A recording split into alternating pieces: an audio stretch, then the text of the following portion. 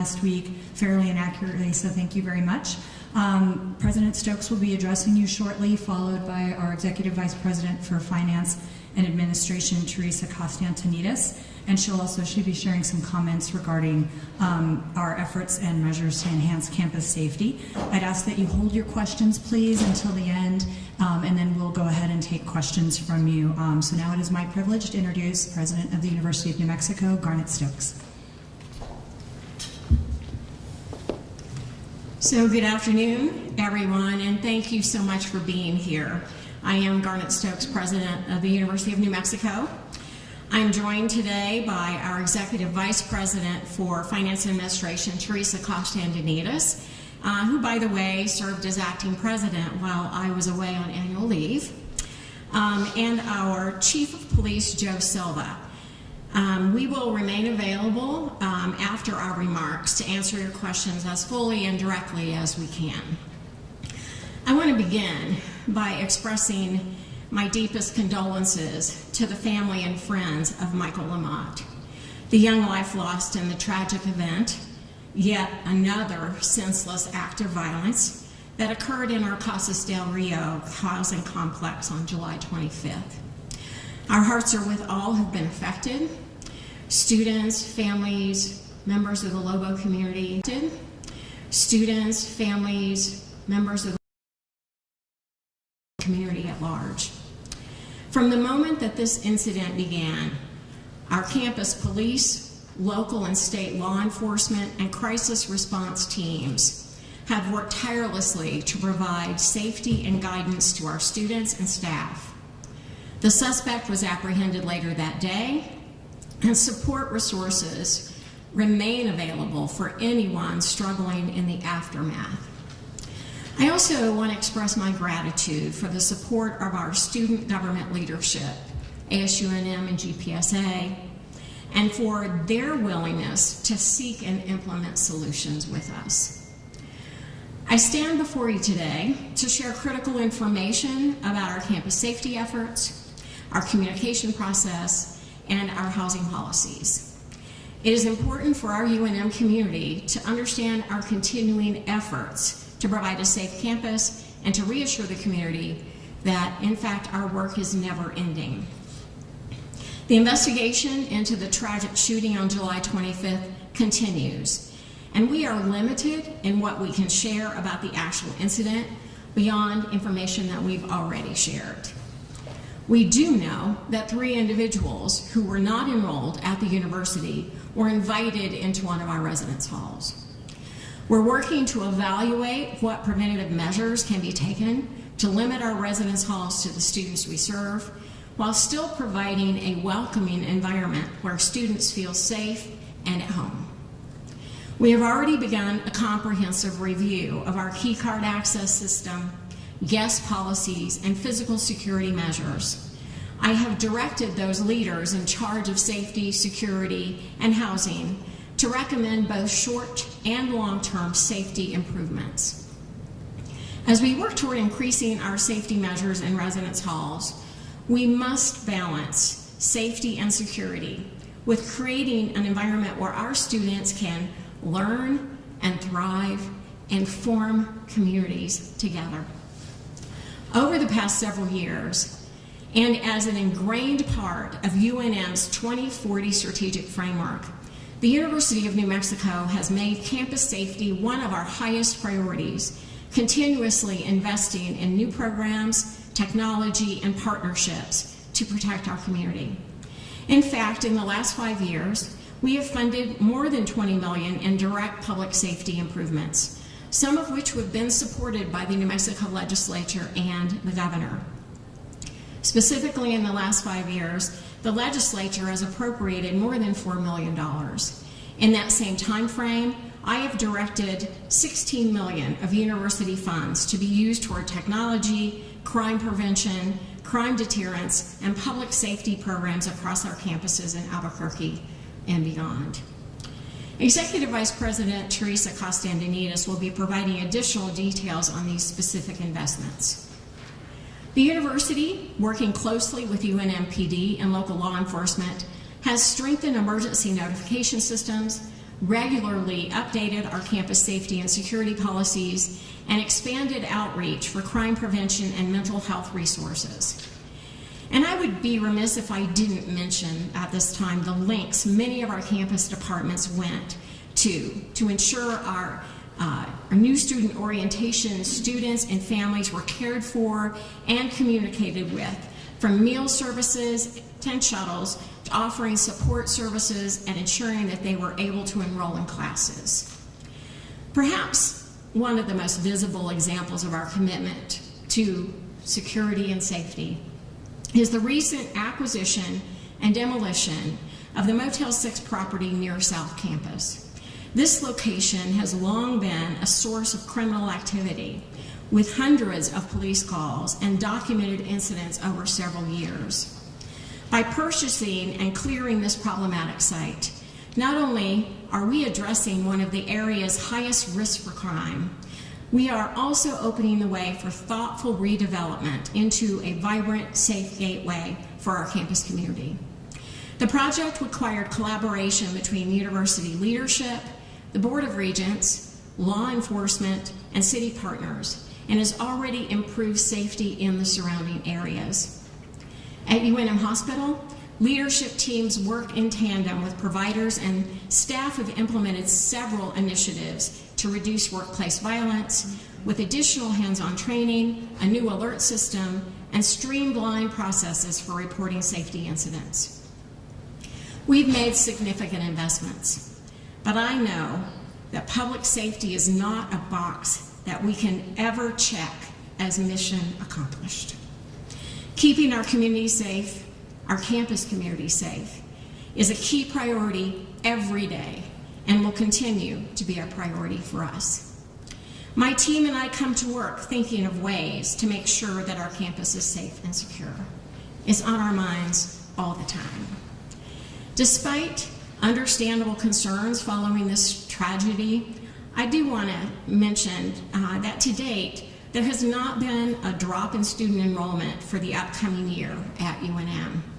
So far, we've only heard from 2 prospective students who've decided not to enroll, and we're not aware of any current students who have disenrolled or transferred as a result of this incident. In fact, we continue to anticipate the largest incoming freshman class in our history, with our fall enrollment up 3%, an increase of nearly 600 students compared to last year. This shows, I think, the trust that students and families continue to place in our campus and our community. We're grateful for the faith they put in us and the recognition of the care that we demonstrate toward our campus community. Our response to this tragic event was strong across the board, and I am so appreciative of the engagement and compassion demonstrated by so many of our Lobos in the midst of a crisis. Finally, while this tragic shooting is deeply felt and an urgent issue for us at the university and in our community, it is important to recognize that gun violence among teens is a systemic problem affecting our entire nation.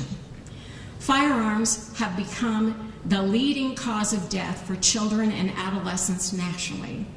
While UNM is confronting a critical campus tragedy, the underlying issues demand systemic, community-wide action that extends far beyond any single institution. It is a collective challenge, requiring sustained commitment from all of us, including policymakers, educators, families, and law enforcement, to build safer environments for all young people. As a key stakeholder in our state, UNM has been and will continue to be at the solutions table to the challenges we face. I want to assure every parent, student, employee, and member of the public, your safety and peace of mind are and will continue to be our top priority. We will continue to be transparent on issues related to campus safety as we move forward, and we invite the feedback of the community as we work together to build trust and resilience within our campus. As I mentioned, Executive Vice President Teresa Costant and Chief Joe Silva are here to help answer questions. I want to reiterate, and it is important that you understand, that the investigation into last Friday's shooting is still very much active. And we may not know or may not be able to answer every question that you have. But we're always available to help you understand how we've prioritized and resourced campus safety. And with that, I'd like to turn it over to Teresa now.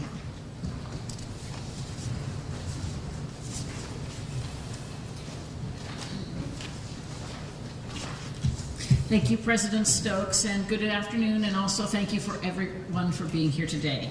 My name is Teresa Costant, and I serve as the Executive Vice President for Finance and Administration for the University of New Mexico, and last week I was serving as the Acting President. Now, before anything else, I do also want to acknowledge the deep sadness and concern that we're all feeling after the recent tragedy on our campus. The death of a young person in our residence hall has affected many people in our community, from the immediate families to the students, staff, and faculty alike. And I know there are many questions about what happened and what we're doing in response. And right now, as the President mentioned, the investigation is being led and is underway by the New Mexico State Police. So out of respect for their process, we are really limited in what we can share. But at the same time, it takes thoughtful analysis to evaluate policies and practices and to determine what needs to change. That work is underway already, and we'll continue to share updates as we're able. But what I can speak to today is the work we've done and continue to do to improve campus safety. These efforts are not happening just this week or even overnight. Many have been in progress for months and even years as part of a broader, long-term commitment to making our campuses safer and more secure. Some of the more important steps we've taken or have in the works include new security fencing installed next to several residence halls to better define and protect those areas. We've made recent improvements to our code blue emergency phones, making them more visible, reliable, and accessible. We've made major expansions of outdoor lighting, and I mean major expansions. If you went to our campus 5 years ago in the night and came today, it would be a completely different experience. We work to eliminate dark or hidden areas across the campus, including in our parking lots, and each year as part of Safety Week, volunteers go around at night looking for opportunities to make improvements. We've made significant investment in additional security cameras and alarm systems on multiple campuses to both help deter crime, but also support our 24/7 monitoring and incident response. We have expanded use of badge-only access to more buildings so that doors remain locked and accessible only to authorized individuals, and we have many more buildings on the list to address. And as the President mentioned, an upgrade to our campus emergency alert system is underway to improve how quickly and widely we can communicate in an emergency. These are all real physical changes that reflect our serious commitment to safety, not just in response to this incident, but as part of our responsibility to the entire campus community. And we know there is still more to do. We are continuing to look, to listen, and continuing to act. Thank you.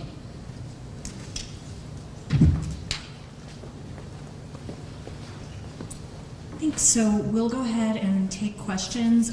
Before you ask your question, if you could please state your name and your organization. And if there are any follow-ups that we weren't able to answer here, I'll be your point of contact. Also, if you didn't receive a little financial sheet that goes into detail on some of the numbers that the President and Teresa shared, Steve Carr over here has those for you to follow along. Cassie, go ahead and... Hi, President. My name is Cassie Foote. I'm with KOB4. Knowing that gun violence is a systemic issue in our society, what efforts has the university carried out to make sure that guns don't get on campus and to specifically fight against gun violence on campus? Well, I would thank you for your question. You know, I think we certainly have policies in place that say guns are not supposed to be on our campus. And we've been very clear and reiterated to our community that, possession of a firearm on campus leads to consequences for people who are here. And I don't have any specific data, although maybe someone here at the table does, about the number of guns that have been confiscated over time.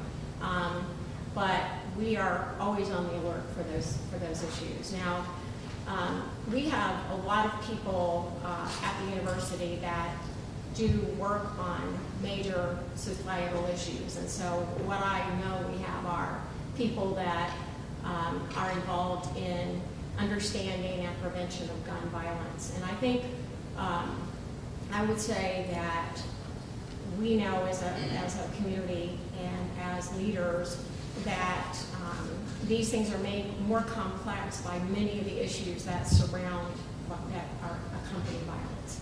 And so I would say our institution has focused on what we see as the major issues for New Mexico, and we're involved at many levels in our community to help our community, our city, our state figure out solutions that really can change the situations that we face. Is there anything that one of you would like to add? As the President said, the University of New Mexico has a zero tolerance policy for unlawful firearms on campus. And the UNMPD takes this responsibility very seriously. We actively enforce policies and laws when appropriate. That said, no safety system is foolproof, especially when individuals intentionally conceal weapons or choose to break the law. However, we will constantly work to improve our strategies, intelligence sharing, and outreach. Since the incident, we've increased patrol presence and are conducting a thorough review of protocols, access points, and reporting mechanisms. We also encourage students and staff, if you see something, say something. We can't do this alone. It takes a whole community to keep our campus safe. Our top priority remains the safety and security of our community. We will continue to work with the university leadership and our state partners to do everything possible to prevent this from happening again. We're going to turn on the microphones from the table. We need to turn on the microphones.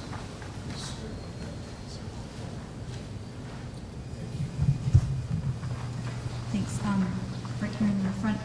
I'm Megan Cameron with KUNM Public Radio. Can you talk about, you said there were going to be upgrades to the alert system. Those of us who are campus employees noticed a variability in the Lobo alerts. Some of us got some got others. We didn't all get the same. They come from different numbers.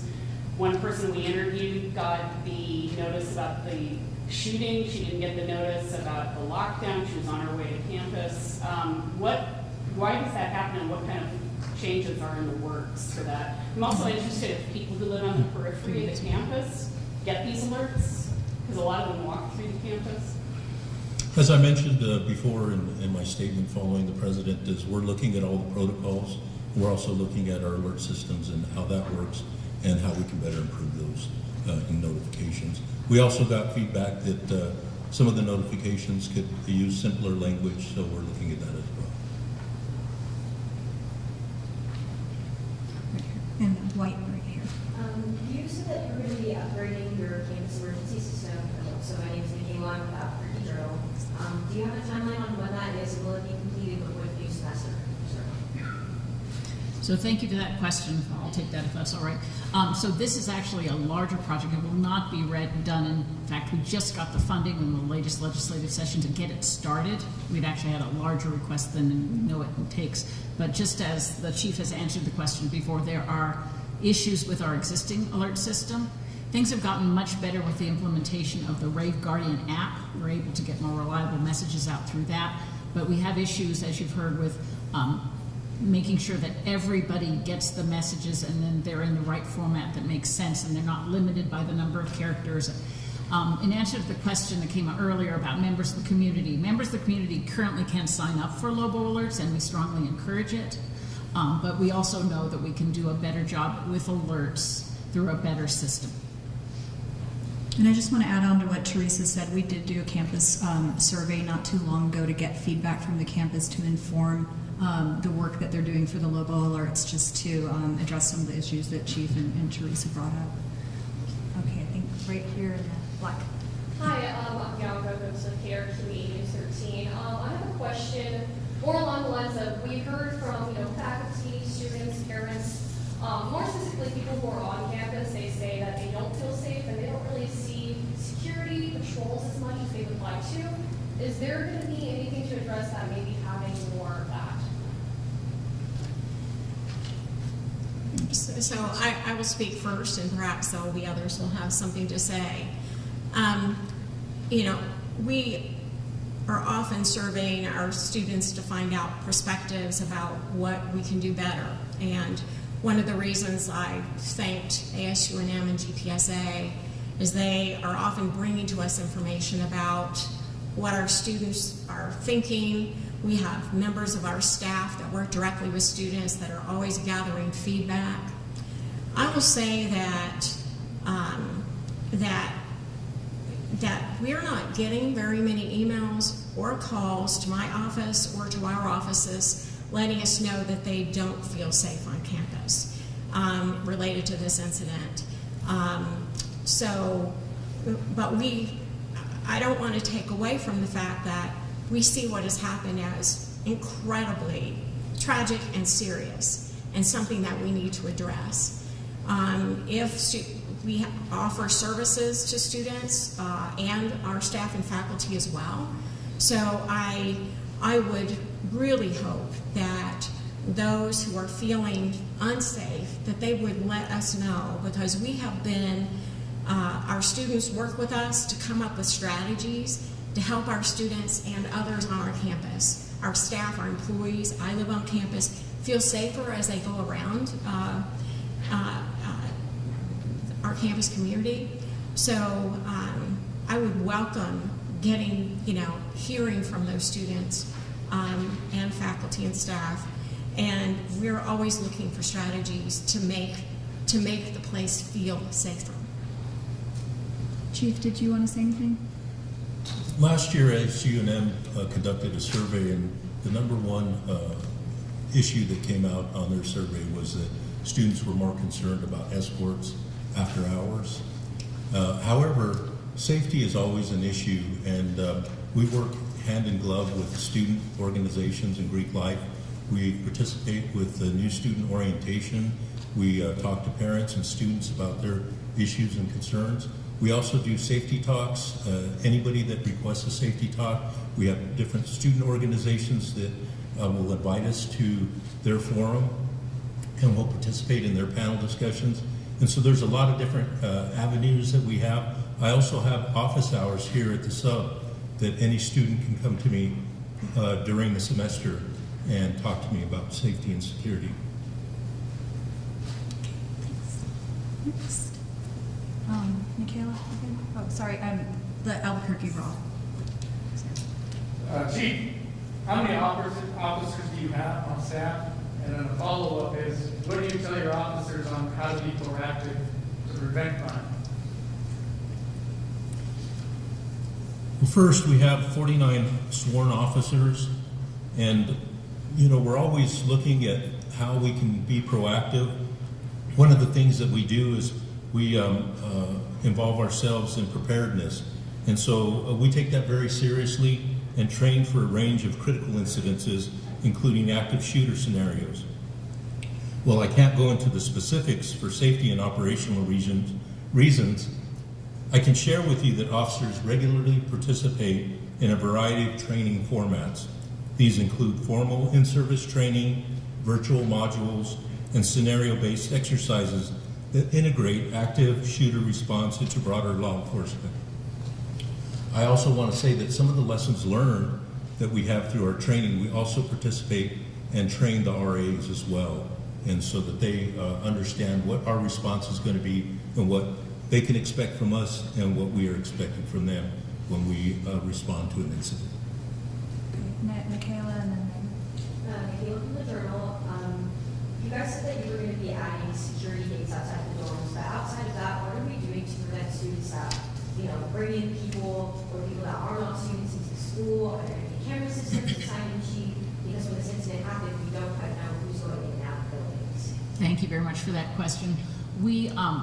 That is what we are looking at right this second. So immediately, actually Monday morning, the president charged me, I charged a group with looking at what are the policies and practices right now and what can we do to strengthen them, if we have to make clarifications to our policies, what policies need to change. So we pulled groups together to look at exactly those things. It's premature at this point to tell you exactly what will change, but just from my own review of our policies and standards, well, although we have safety in almost everything that we talk about with our students, we've identified there's some gaps. So that's happening right now, and that, in answer to the question, I do hope we'll get through that by the fall semester. It takes a little while if a policy change is required, because that requires consultation and communication with everybody that might be affected. But for just general practices in terms of how we manage access to our residence halls, but actually to our entire campus, those kinds of things we can work on more quickly. Megan and then Cassie. Just touching on the RAs, what is their role? What happens if they find drugs or weapons within a residence? What's the process? Whenever they come across something like that in a resident hall, they'll contact us and we'll work with them. And it's a case-by-case basis. There's not one size fits all in the variety of things that they come across in our dorms.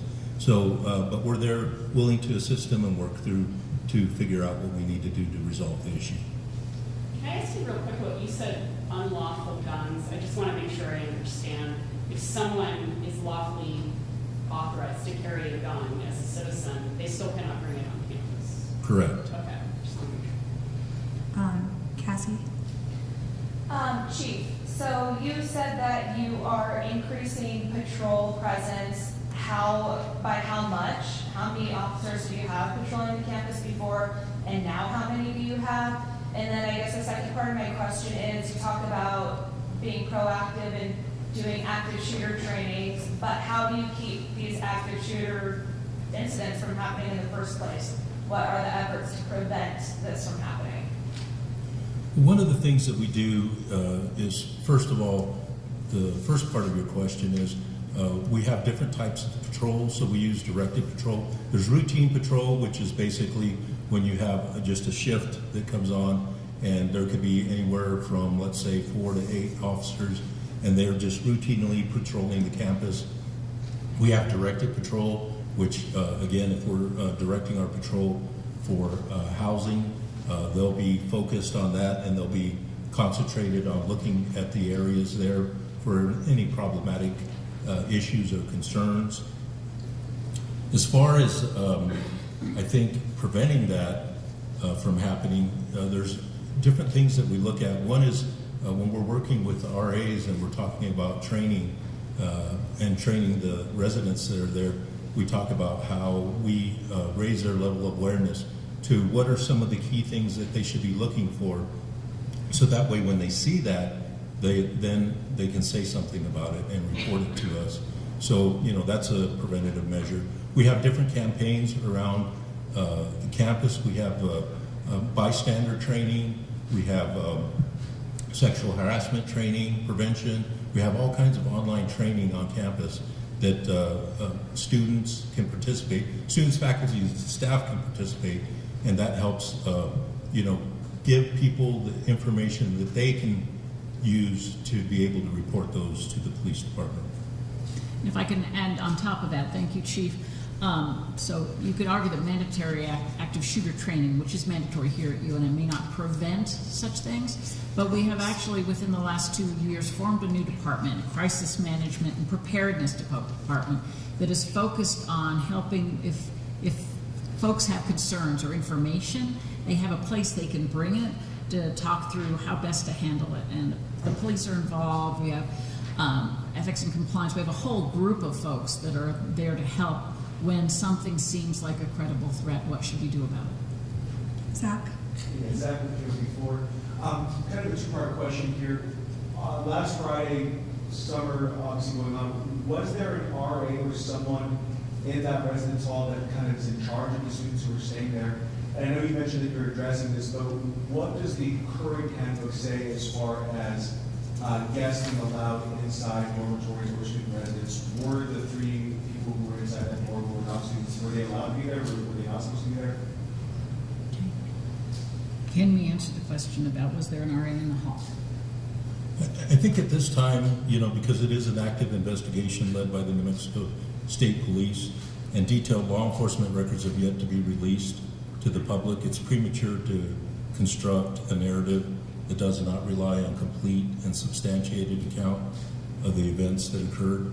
So I think we need, or I need to ask the public to allow the investigation, including the compilation of multiple law enforcement records and interactions and witness statements, to be finished before we draw conclusions that have not been verified. But to specifically answer your question, the outcome of that obviously is to review our policies and practices to make sure they're in line with what we expect. But as a reminder, this incident, we had the participation of not just the New Mexico State Police, but we also had the Bernalillo County Sheriff's Office, the Albuquerque Police, the New Mexico National Guard, and our federal partners. So we have a lot of information that we have to process before this investigation is complete. If I can answer the question about what does the current handbook say, this is actually something that I refer to that we need to really make sure we have tight rules. The current handbook says that guests must be UNM students, but then it defines a guest as someone who is spending the night or has put their belongings in a room. We know that, at least for the residential life housing, that guests who are visitors are not allowed if they're non-UNM students. There is a practice, but we're still kind of investigating what are the practices across all of our dormitories. And this is an example of where we may need to tighten up the language in our student handbook.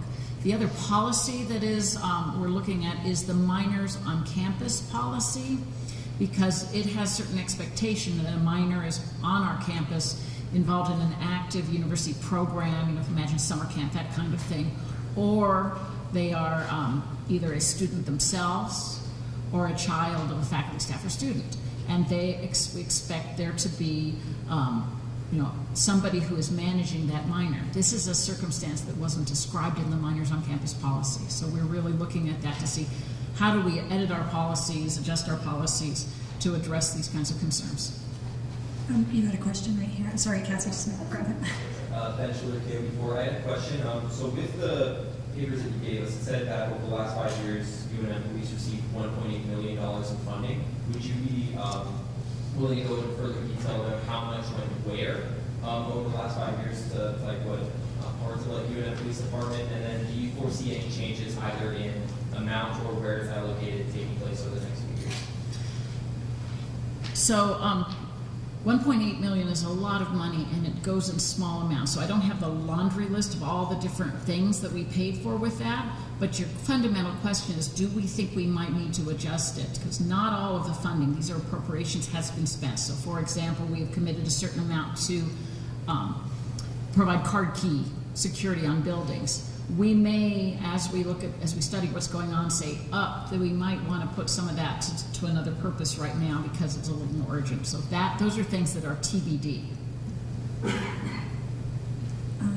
Cassie? Going off the RA question, for parents who send their kids to live in the dorms over the summer in student housing, does the university just in general staff RAs to be in student housing over the summer?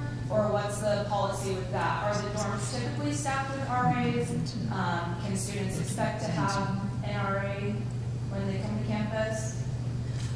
Cassie, I can follow up with our Director of Housing as to the exact number of RAs or staff that are on during the summer and let you know. Okay. Is the student who was involved in this still enrolled in the university? I think we had identified the student, they were called a gateway student, so they have provisional admission to UNM, but they're doing a 1+3 program. So they are admitted to UNM contingent on completing a 2-year, 1 year at a 2-year institution, and they are also afforded the benefits of students, like they get library access, are allowed to live in the dorms. So they're not technically enrolled in UNM as a student, but they're called a gateway student. And there's information on our admissions site that I can share with you if you need more information on that. Yes, in the black, sorry. Gallagher from KRQB. Is there going to be any changes to that gateway program going forward at all? I think everything's on the table from the discussions that I've heard within the academic affairs area is that all ideas are on the table right now. Cassie and then Michaela. So in 2023, we had another on-campus shooting. 2022, thank you. Brandon Travis. What did you guys learn from that? Did you implement any safety changes specifically after that? And were those enacted during this shooting? So every situation that we faced, including the 2022 shooting, gets reviewed and reviewed and reviewed. And every situation seems to be different. I would say related to that tragedy in November of 2022, that, we did a lot of work to figure out what could we have done to prevent that incident. And, it's a different situation than the one we seem to be facing now. And I bring that up just because each of these cases is so unique. But the way in which we look at it, really much the same. We're trying to figure out what we could have done to prevent it, what things could have been put in place that would have prevented such a tragedy.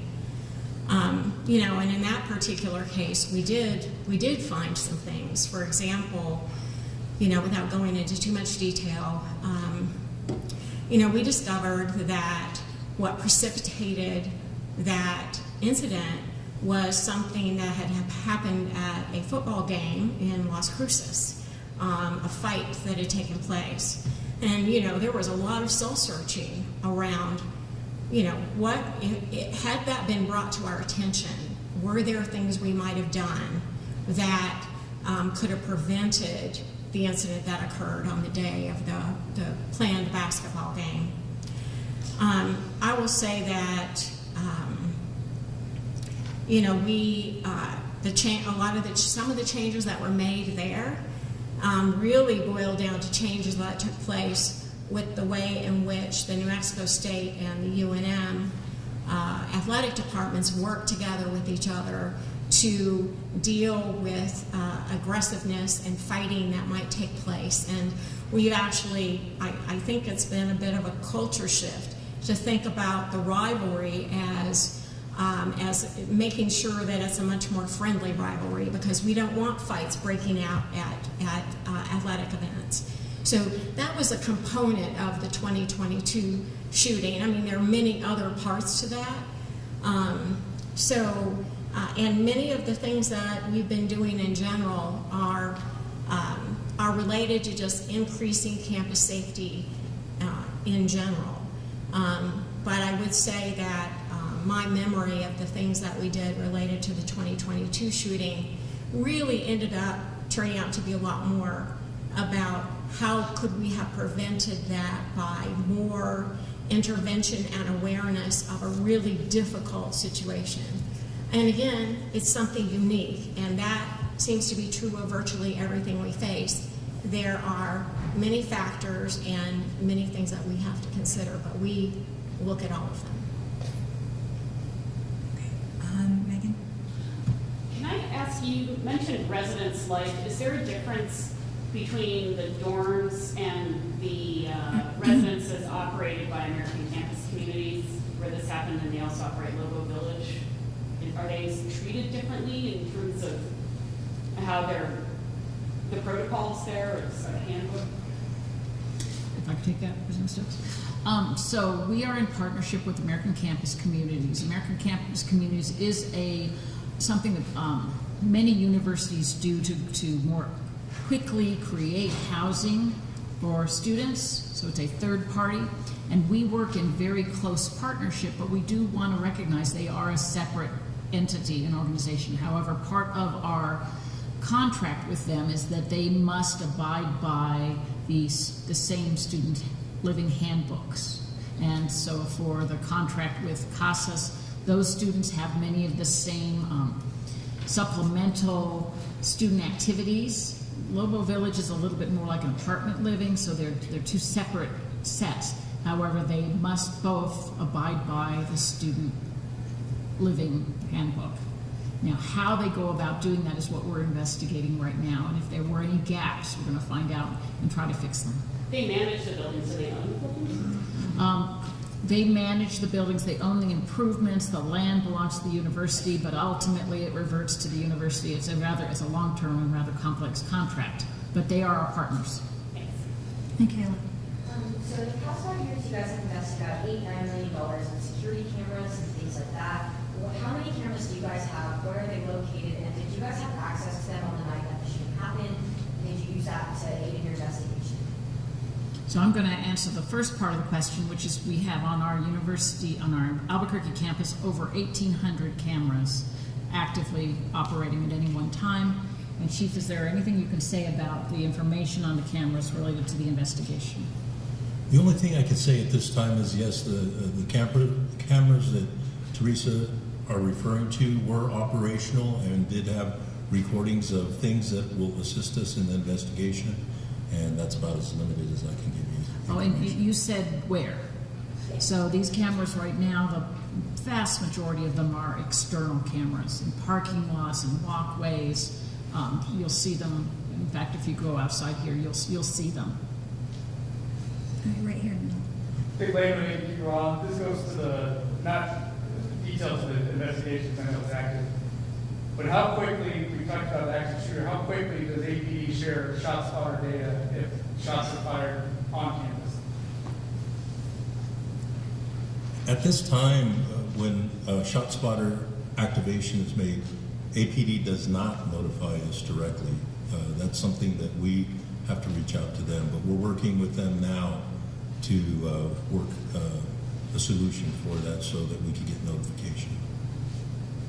Michaela. So there have been allegations that there was not a timely response to everything inside just like security. Do you guys feel like you had a proper and timely response? And are you guys going to be sharing any call logs or any sort of records that indicate when these first calls were alerted versus when you guys have thought of it? So regarding the response times during the incident on July 25th, I want to reemphasize that the investigation is still currently being led by the New Mexico State Police. Part of their comprehensive work includes establishing and verifying a detailed timeline of events, including the exact response times of all responding agencies, including ours. What I can say is that the University of New Mexico Police Department responded immediately once the call came in.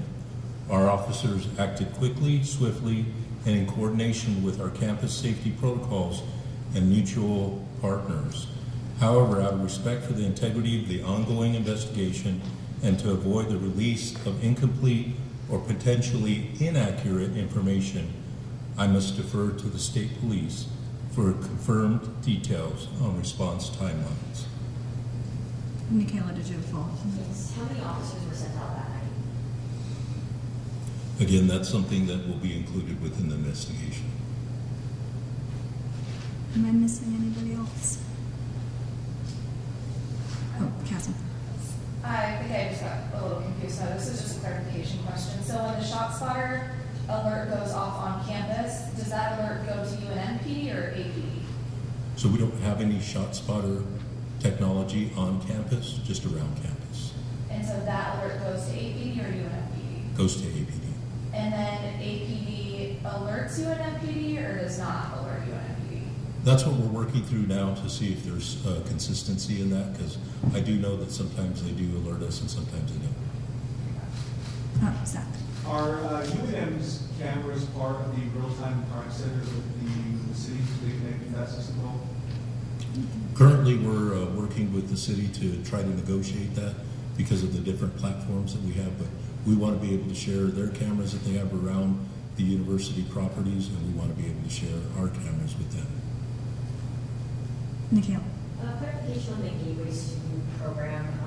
Are these also summer and winter classes? Are they a full term? And kind of how does that work out with enrollment? I know you said that they're not considered fully enrolled UNM students, but just a little bit of some details. I can give you the link on the admissions site, the details, like the steps that they go through, but my understanding is it's basically a 1+3 program where they are, if they're maybe not at the GPA threshold to enter UNM, but they're close enough, they'll do 1 year to 2 year institution with provisional admission. And then there are certain benefits that they do get as a provisional student, and all of those are articulated on that site. So if if you have questions beyond that, I can answer them for you later too. Zach. For you, this is kind of a dumb question. 911 calls made on campus, do they go to campus PD or do they go to APD?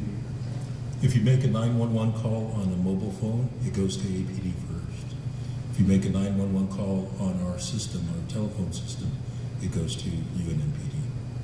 So I know you're saying that this is an active investigation, you don't know what you can say, but surely you can tell us at what time your officers actually responded. Did they get the call of a shooting on campus any time before 1:30? I believe that's when the official timeline was of when they first responded to a broken window. But was there any call to shooting before that? Again, something that I mentioned in the original press conference, there were multiple calls going on, so I would reserve that for the outcome of the investigation. Yeah, go ahead, Nikhil. Sorry. Just another clarification question. So after the shooting that happened last week, the first immediate upgrade that we have is upgraded the gates around the dorms, but all the other stuff is stuff that's been done prior, not current, correct? I'm sorry, you're asking about the question about since Friday? Yes. What have we been working on? Since Friday. Oh, since Friday, okay.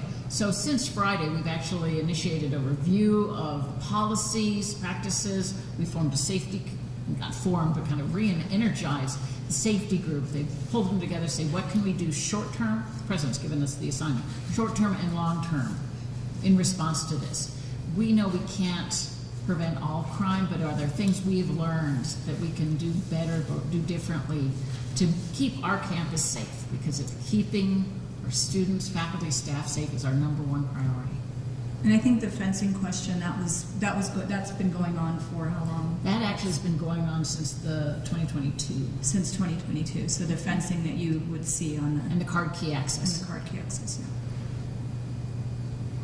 yeah. Cassie and then Care Key access.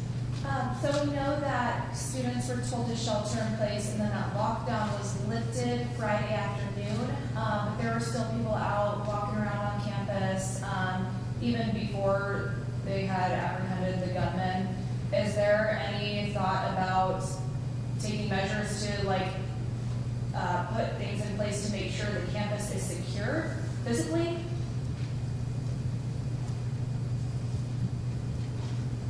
It's a great question. It's something that we can review. The thing that we realize is that not everybody is signed up for our alerts or Lobo Guardians, so they're not going to get those alerts. If they live in the surrounding area, they can walk on campus, walk on and off campus. So it is something an issue that we recognized, and we're looking at how we could resolve that in the future or address that in the future. And one of the things I can also say that day, we were aware of that, and we did know that what the chief said was some of the reasons people just weren't aware. And it is an open campus, at least a lot of it is an open campus. So that is why that when we lifted the shelter in place and we communicated out that there was still a crime scene, we actually had a lot of people protecting the crime scene. And not just UNM police, but also other law enforcement partners were helping us with that so that we didn't damage any evidence that was there. And then I would hear. So my question would be, we've also heard from UNM alumni parents who maybe now don't want to send their students to UNM in the future, or their kids to UNM in the future. What would be your message to those people? I think it would be the message I mentioned when I was actually making my statement, that in fact, you know, we take the safety of people on our campus very, very seriously. It has been a high priority for this institution. We have a situation in which, you know, the issues of our community spilled over into our campus, and there's always been an awareness that that could happen. At the same time, you know, we continue to focus on this and to make investments and to look for partnerships that allow us to help create a safer community all around. You know, obviously, we're concerned about our campus, but I can tell you that since I've been here, my concern is beyond the campus, because our students and our staff and our faculty, yes, we're on campus, but we live all around. And so we have a commitment to making this place as safe as we can. And, you know, I'm not a fan of, I like to put our investments in things that make a difference. And so, you know, I think that we're constantly trying to figure out what's going to be the best thing, what are the best things we can do now with the resources we've been able to garner. But it's always about doing everything we can to keep our campus as safe as possible. And Nick, you had a question? Sure. Sorry, I had the light in my eye.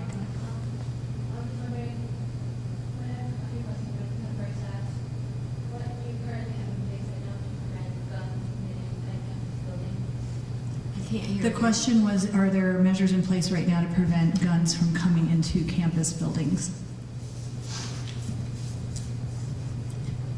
Again, that's something that we can look at in our review of what has occurred.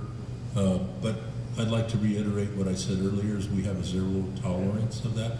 And again, what we've all mentioned at one time or another is students, faculty, and staff who are on campus, they're our best resource to let us know what's going on. So if they see something, they should say something and report it to us. There's different measures that we could take that may identify firearms on campus, and we're considering those and evaluating those and seeing, as the president said, we're looking for what makes the most sense for our campus community. Anything else? Yes. I had another question. So how would you differentiate, you brought up the key cards on campus, how would you differentiate between a non-student following someone in versus, say, two students walking in, one of them stands apart and pulls the door for the other student? What would you do? What would you do to possibly differentiate the two? Again, I think that's something that we have to educate our community more, especially our student body, you know, because when you have access-controlled buildings and dormitories and students are allowing other people to come in, that defeats the purpose of having a controlled access. So it's just an education thing and a reminder. And I think, you know, we can put campaigns together that will help encourage students to be aware of that and be aware that people follow other people in. The other thing that we always remind our students in new student orientation is don't leave a door propped open. And I think there's also something to be said for holding our students accountable. So if someone is found to be violating a campus policy, the student living handbook or whatever, holding those students accountable is an important piece of that. And I want to add on to that too, that anybody can be asked for a student ID. A manager of the building, a police officer, they can require you to show a student ID if they think you're not a student. Anything else? Well, I thank everybody for coming today. If you do have follow-up questions, please let me know. I think most of you have my cell phone number and my email. So, and then I'll get the RA question, staffing question for this.